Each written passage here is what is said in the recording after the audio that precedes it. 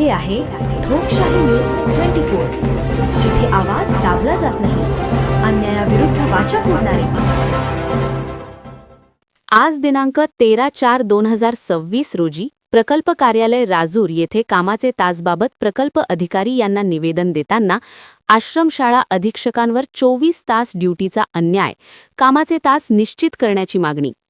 मिळालेल्या माहितीनुसार शासकीय आदिवासी आश्रमशाळा अधीक्षक संघटना महाराष्ट्र राज्य यांच्या वतीने राज्याध्यक्ष राजू सरदार यांच्या नेतृत्वाखाली सर्व जिल्ह्याचे जिल्हाधिकारी, सर्व जिल्ह्यांचे प्रकल्प अधिकारी, अप्पर आयुक्त ठाणे, नागपूर, नाशिक, अमरावती यांना निवेदन देण्यात आले.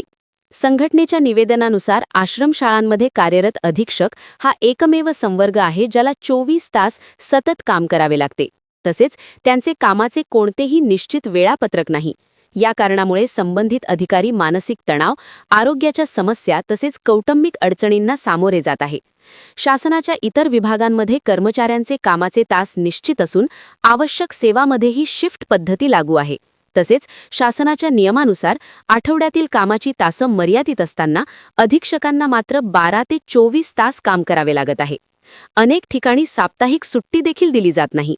ही बाब गंभीर असून अन्यायकारक असल्याचे संघटनेने नमूद केले आहे. संघटनेने शासनाकडे केलेल्या मागण्यांपैकी प्रमुख मागण्या: अधीक्षकांचे कामाचे तास निश्चित करावे, अधीक्षक पदाला अत्यावश्यक सेवा घोषित करावे, शिफ्ट पद्धती लागू करावी, साप्ताहिक व सार्वजनिक सुट्ट्या लागू कराव्यात, आवश्यक कर्मचारी भरती करावी, शासन निर्णयाची कडक अंमलबजावणी करावी. संघटनेने इशारा दिला आहे की या मागण्यांकडे सकारात्मक दृष्टिकोनातून पाहून निर्णय न घेतल्यास राज्यभर तीव्र आंदोलन करण्यात येईल. ठोकशाही न्यूज 24 साठी विशेष प्रतिनिधी अजय लोखंडे.